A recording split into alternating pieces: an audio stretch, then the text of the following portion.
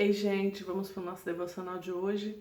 Quero ler com você hoje Daniel no capítulo 6. Daniel, capítulo 6. E pareceu bem a Dario constituir sobre o reino 120 príncipes que estivessem sobre todo o reino. E sobre eles 3 presidentes, dos quais Daniel era um, aos quais estes príncipes dessem conta para que o rei não sofresse dano. Então o mesmo Daniel sobrepujou a estes presidentes e príncipes, porque nele havia um espírito excelente, e o rei pensava constituí-lo sobre todo o reino.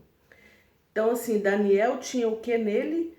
Um espírito excelente. E isto gerou um ciúme, uma inveja ao redor, né? Porque ele era um homem que veio como prisioneiro, como escravo, e estava ali, estava sobressaindo de todos.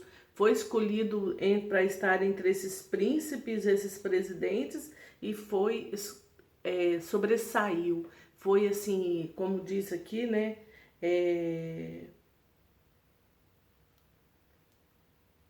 Porque nele havia um espírito excelente. Daniel sobrepujou a estes presidentes e príncipes. Foi escolhido entre eles, mas ele aparecia mais, ele conseguia fazer tudo muito certinho, né? Tinha algo nele de diferente. E o que tinha de diferente em Daniel está no versículo 10.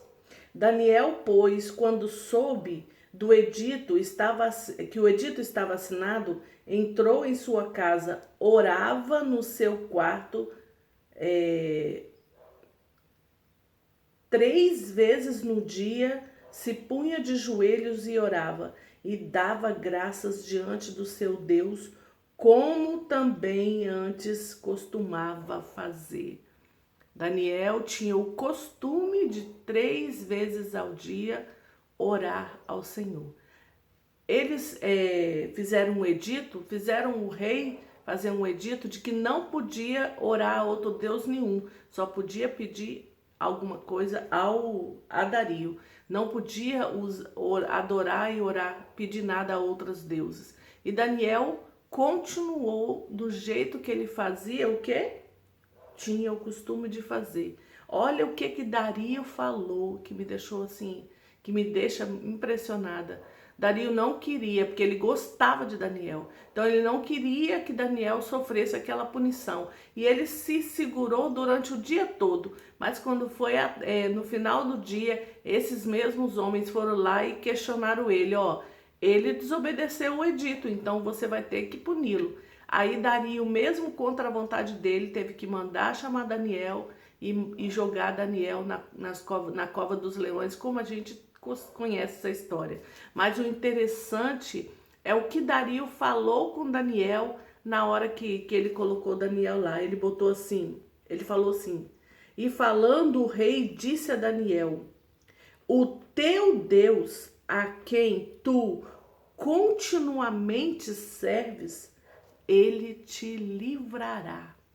Então, o próprio Dario sabia que o Deus de Daniel, aquele que tinha dado a ele toda a sabedoria, por isso que ele se sobressaía diante dos príncipes e dos presidentes, esse mesmo Deus iria dar livramento a Daniel. E o interessante é que Dario foi para casa triste, porque ele gostava de Daniel, né? E não teve festa naquele dia no palácio, não teve música, e ele foi para o quarto e ele jejuou.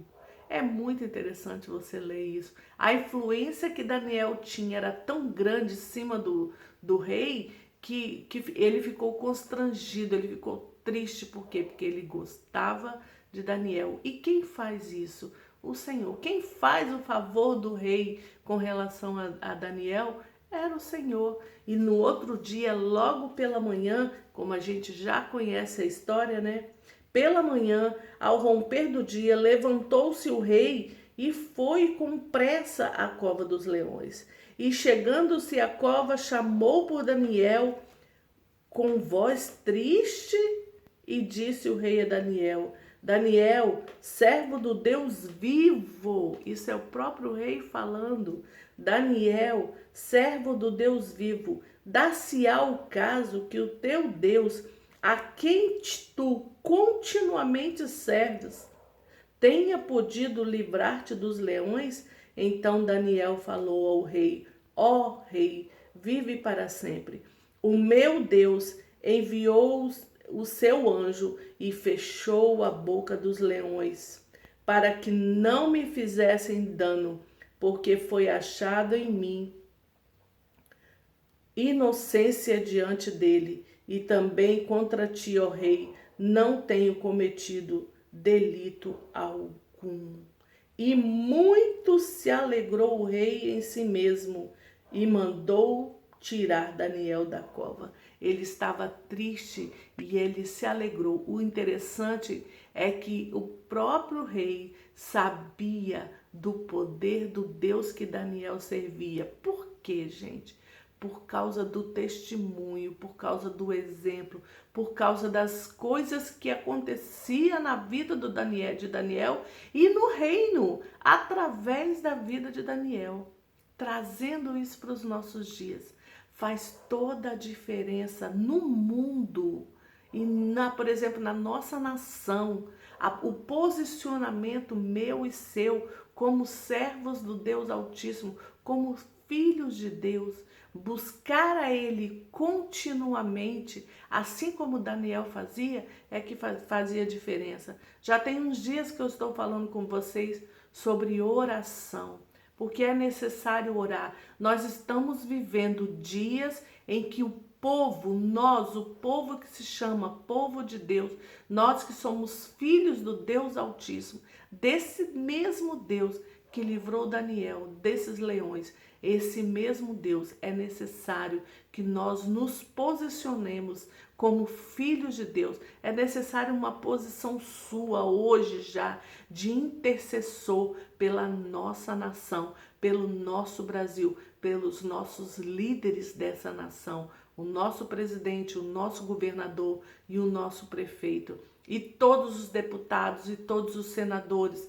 e todos o Supremo Tribunal. É necessário que eu e você nos posicionemos assim como Daniel. E Daniel, ele orava 3 vezes ao dia. Eu não estou falando com você que você deve orar 3 vezes ao dia, mas eu estou falando com você que você deve sim orar sem cessar. Assim como eu falei no vídeo de ontem, orar continuamente. Orar sem cessar é ficar intercedendo toda vez que você lembrar de uma pessoa, ou do nosso Brasil, da situação que estamos vivendo, das pessoas que estão internadas nos hospitais, das pessoas que estão precisando de UTI, das pessoas que estão passando por um momento difícil. Toda vez que você pensar nessa pessoa, faça um clamor. Clame ao Senhor por essa vida.